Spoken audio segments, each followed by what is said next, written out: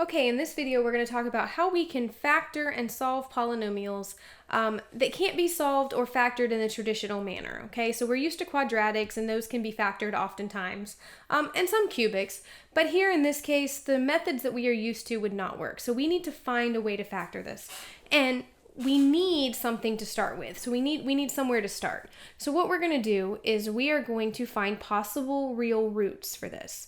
We're going to look at our constant term, always your constant term. So you want to make sure this is in order from highest power to lowest power, so standard form. And we're going to look at this constant.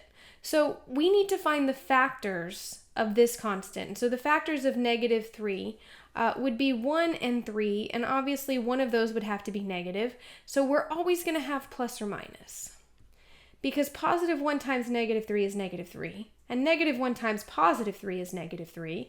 And if this was a +3, then I would use the double positives or the double negatives. So you don't really have to worry about it because you're always going to have plus or minus each number that's a factor here.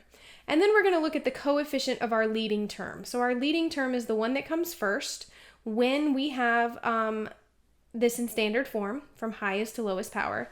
And in this case, we have a coefficient of 1. So we want to ask ourselves, what are the factors of 1? And again, it's going to be plus or minus 1. So this is a fairly simple problem, but I want to show you the process because sometimes you have numbers that aren't so nice. You may have a 2 and a 6, which you're going to have many more factors than just 1 and 3. But what you're always going to do is we're going to say our possible roots.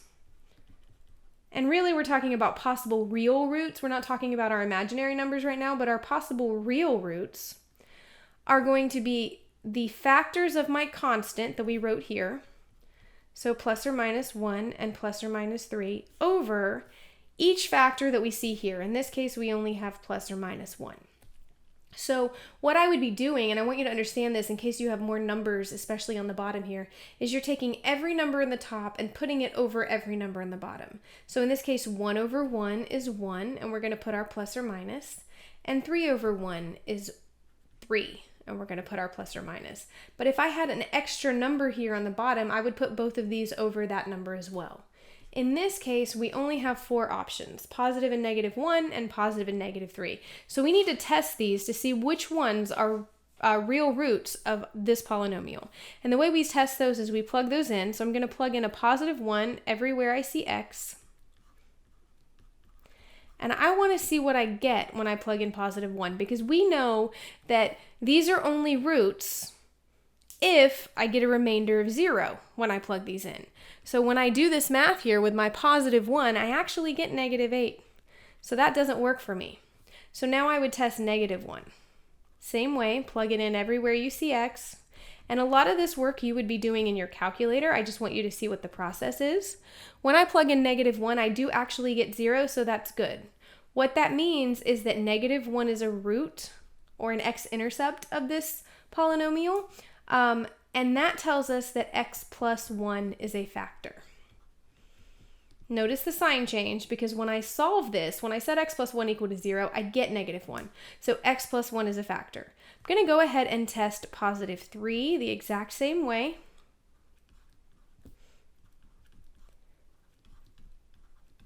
When 3 is plugged in, I actually get 0. So again, I know that 3 is a root, and x minus 3 is a factor. And I can go ahead and test my -3. Again, this is a little tedious, but you'll be doing most of this in your calculator, so it's not too bad. And when I plug in that -3 there, I actually get -24, so that does not help me. So what I know now is that x plus 1 is a factor and x minus 3 is a factor. But I need all the factors, when I multiply them, I need them to come out to what I started with. And if we multiply these two out, we are definitely not going to get x cubed. What we're going to get is x squared minus 2x minus 3 when I multiply those. So this is a good start, but I'm not finished. So what you need to do is you just need to take this and you need to divide it into this. And we do know how to do our polynomial long division, so that shouldn't be a problem. You are going to divide this in to x cubed minus x squared minus 5x minus 3. And again, you're asking yourself, what do I multiply x squared by to get x cubed? Well, that's just x. That's going to give me x cubed. I'm multiplying x by all three terms, so x times x squared is x cubed. X times negative 2x is negative 2x squared.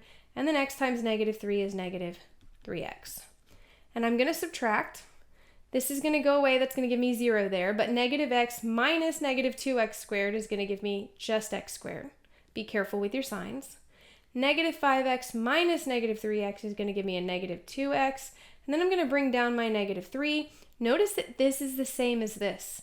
So what do I need to multiply x squared by to get x squared? Just 1. So 1 times each of these terms is going to give me x squared minus 2x minus 3. And when I subtract, I get 0. That's good, because if this is a factor, I need to have a remainder of 0. So this is my other factor.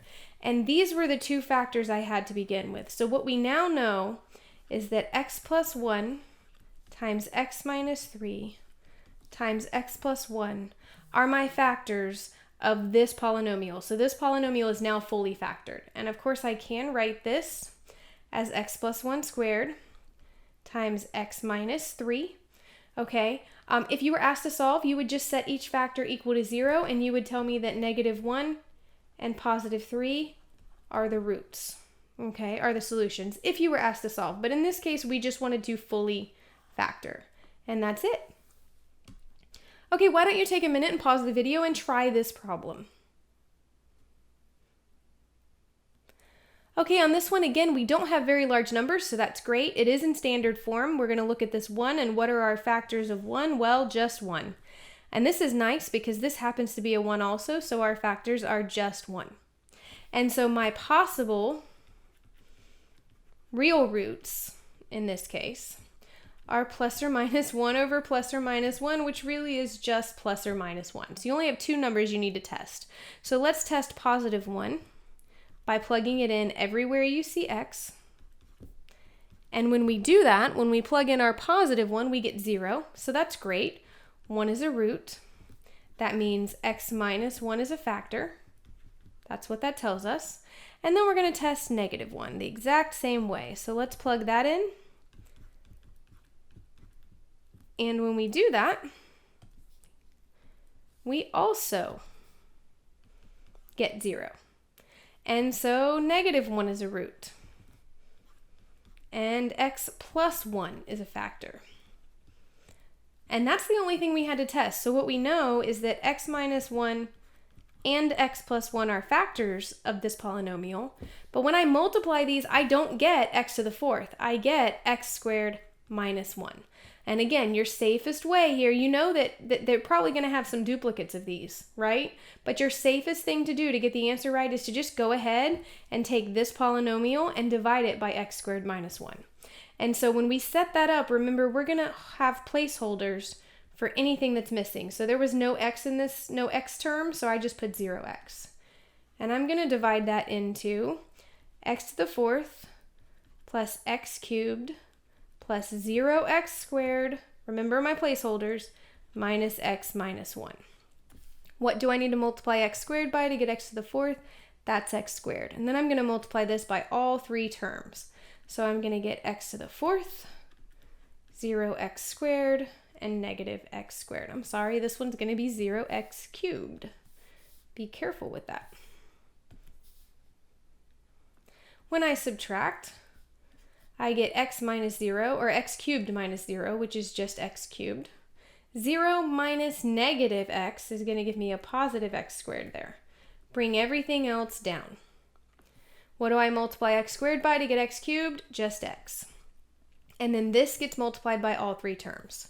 So I'm going to get x cubed plus 0x squared minus x. And I'm going to subtract again. This cancels out. X squared minus 0x squared is just x squared, but negative x minus negative x is actually going to be 0x, and negative 1 minus nothing is negative 1. Notice this is exactly the same as this, and so I need a 1 here, okay? And so 1 times all three of these is going to give me x squared plus 0x minus 1, which gives me a remainder of 0, which is what I needed to happen. So this is my other factor. So I have these two factors, remember, x minus 1, x plus 1, and now x squared plus x plus 1. And this is why you never want to assume, because I didn't actually have any duplicates here. This is its own factor, and if I was going to solve, I would solve these two, and since this one isn't factorable, I could always check with quadratic formula to see if there was any other factors there, but in this case, or any other roots there, but there's not in this case. Okay, so this is fully factored. Last problem, you got a little bit more going on. You've got a 4 here and a 6 here, so you need to be careful, but I want you to pause the video and try this one. Okay, so we're going to find our factors of 6, which are going to be 1, 2, 3, and 6. And we're going to find our factors of 4, which are 1, 2, and 4. And so now what you're really doing, guys, when we're finding our possible real roots, is I'm taking these numbers and I'm putting them over these. So that kind of looks like this. And now you've got to be careful not to lose any. So what we're going to do is we're going to put 1 over every single one of these. So 1 over 1 is 1. And of course I'm including plus or minus. 1 over 2 is 1/2. 1 over 4 is 1/4. And now I'm going to do the same thing with a 2. 2 over 1 is 2. 2 over 2 is 1, which we already have, and I'm not going to rewrite it. And 2 over 4 is 1/2, which we already have, and I'm not going to rewrite it. But 3 over 1 is 3. 3 over 2 is 3/2. And 3 over 4 is 3/4. And then I'm going to do the same thing with a 6. But 6 over 1 is 6. 6 over 2 is 3, which we already have. And 6 over 4 is 3/2, which we already have. So these are my possible real roots, okay? Positive and negative versions of each. And so, of course, guys, I wrote f of x here with this notation. You're going to test each one. So you're going to plug in f of 1, and you're going to plug it in everywhere you see x. But when you plug in positive 1, you do get 0, which means x minus 1 is a factor. Okay? I can then test negative 1. Negative 1 gives me negative 42. That doesn't help me. Okay, and you all can go through the process of testing all of these. But I can go ahead and tell you that when I plug in f of 2, I get 0, which means x minus 2 is a factor. And when I plug in f of 3/4, I get 0, which means 4x minus 3 is a factor. So none of the other numbers give me 0. So these are my 3 factors. Based on my possible real roots, I have x minus 1, x minus 2, and 4x minus 3. Now I would check this by multiplying this all out to see if I end up with 4x cubed minus 15x squared plus 17x minus 6. And all you would need to do is multiply that all out just to make sure that you have gotten what you started with. Okay? All right, hope that helps. See you in the next video.